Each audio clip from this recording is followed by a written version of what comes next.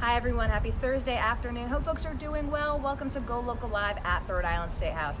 As you can see, we are just outside there in the waning days of the session here, and I have Carl Wadensten. Thank you for joining me today. Thanks, Kay.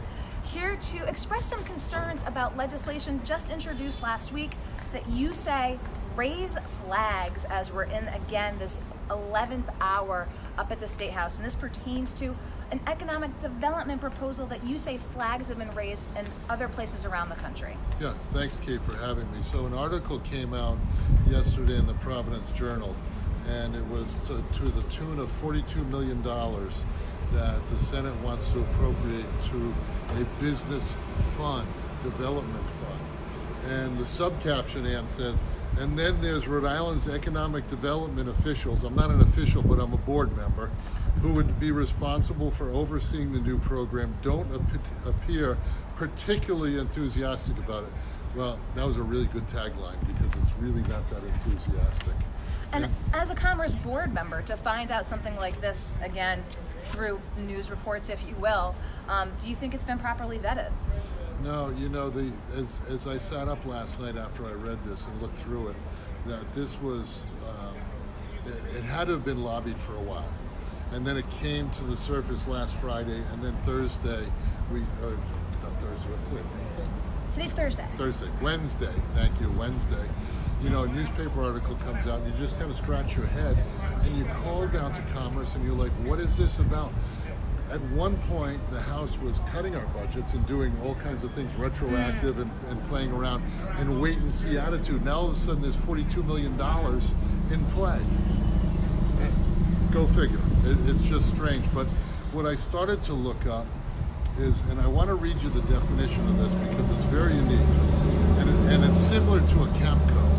And you can look this up on the computer. I'd advise everybody to look it up. We're established to provide venture capital funds to newer, expanding small businesses that are unable to access traditional financing. CAPCO program serves as an economic development tool used by states to create more high-paying jobs and stimulate economic growth. As an alternate to conventional bank financing, a CAPCO program can provide more flexible structure and growing business and accommodate slightly higher risk profiles, which we don't want in Rhode Island. These small businesses must meet certain criteria which vary state to state, and in order to be eligible to participate in the CAPCO. So already, the second definition, which really perks my ears up, CAPCOs operate like a venture capitalist. Where have we been with those in the state before? It's not a good word. And you know, venture capitalists are successful because they spread their risk. And they have people watching it all the time. They don't just take a tranche of money and throw it out at somebody. It's not good strategy. It's not a good strategy. And let's talk a little bit about who would actually be the VCs or that structure involved with it. You say it would not necessarily be here in state. No. What I found from my research, and remember, it's cramming in a lot of research, there are 3 firms across the country that have the technical expertise and the know-how to do this. So it would be an out-of-state firm administering the investments and the money. And the key thing is we have to give them the $42 million up front. Who gives $42 million to an out-of-stater to manage and grow the fund? We have Providence Equity, we have Nordic Partners, we have Cherrystone. We have some of the smartest and brightest technicians here. Why are we doing this for ourselves, like Senator Bell said in the article?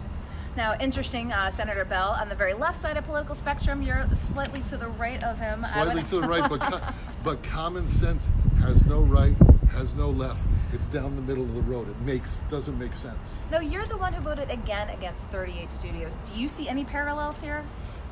Yeah, because the speed of this is coming so fast, and when you have an economic development board that really doesn't know about this, then you're in trouble. Right? And remember, the governors are steering director for the economic development of the state. And now she has to pass regulations and bills through the House and the Senate for funding. Now you have the Senate passing down to us and saying what's going to happen. It just seems a little offbeat. And there were 12 states that had applied this. This started in 1998 in Louisiana. That was abysmal, their economy. And it was a great novel way to look at investment and get investment from out of state. And it really took hold in the late 90s, early 2000s, and I tried to look all over to see who still was doing this, and I found one state that was still doing this, and it was Wisconsin. And Wisconsin had cut it off in 2011, and then there was a report from Alabama, 2017, and they advised not to do it. Why do we know better? Why do we know better in Rhode Island how to do things? Because in the article they said we're tweaking it. Look at this data, and this isn't even the whole plan. How can you tweak out just bad policy? And we talked too, they said that they were looking at safeguards with this particular piece of legislation, but you're not placated by the promise of safeguards. No. Safeguards when we're in new water here in the state. Venture capital firms are around. They're playing with private sector money, not public money. Public money, just my personal feel, should not have that higher risk factor to it. We have a state that you've been covering the budget, $10 billion, right? It's grown from when I first joined the Economic Development Board with Don Kachiri. Our budget was 6.6, and that's 12 years ago. It's a lot of money. A lot of money, a lot, and then a lot at stake here in the waning days, and you've been really wanting to, again, bring this issue to the forefront. Anything else you want to share with viewers and legislators if they're watching right now? Yeah, I think the legislators should really pause on this, and they should really survey, because I talked to Dave Chevernier, who heads up our Rhode Island manufacturing, and we've been in Rhode Island since '74. Dave's been here for 52 years doing business, that there's so many other vehicles for business, and it's not just money. It's pathways to success. It's tapping into people. And a key one for us, just my personal take, would be accelerated depreciation on equipment, buying new equipment, because we buy new equipment, we train people. It would be research and development credits, and we have pieces of this, but $42 million buys a lot of investment. And there are much smaller businesses too in the state that can learn from the businesses that do this. I just don't think it's a good idea, and I'd urge, the voting today and the people here at the People's House where we are, to really think about this and tap into the genius of the state. Put the brakes on. You can do it next year if you really want to, but don't jump into it. You had the 11 states that I saw have all said that this just was not a winning strategy. You have Colorado. Do you think we know more than Colorado? I don't know. Well, you've been on the Commerce Board, and as I said, you just learned of this again this week as this potential tool that you just say you have some major concerns. Yeah, and the safeguards to this, that we're going to start a whole new probably agency to safeguard this, and the administration costs are going to be expensive. You know who the real winners are going to be? The guys that implement this plan. They're not coming for us to give them 42 million and then raise another 18, I think, to total of 60, without getting a lot of juice on that. And that juice needs to stay in the state of Rhode Island.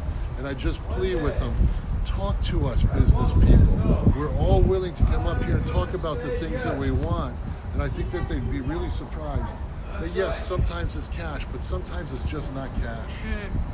Well, I appreciate, as always, having your perspective, Carl Wadensten with the Commerce Corporation and the Co-Vibrators. I appreciate your taking the time to come in today. Yeah, and the one thing that I do want to say to the people as well, that if they don't listen to these words right now, I hope the state still has the number for the attorney that did 38 studios, and you might need Max Wistow's help later on, because the articles that I read, a lot of the people in those states did not get what they thought they were going to get and spent a lot of money. So Max is the man, and I don't want to see him again, but if we need him, he's here. Let's avoid that. Thank you, Kay. Okay, Carl, thank you very much. Thank you for joining us again, covering the State House here in the remaining days of the 2019 General Assembly session. So thanks for watching. Be sure to read Go Local Proud this afternoon for the latest in news, politics, lifestyle, and sports. We'll see you more on live and on Facebook and on our site. I'm Go Local News Editor Kate Nagel. Awesome.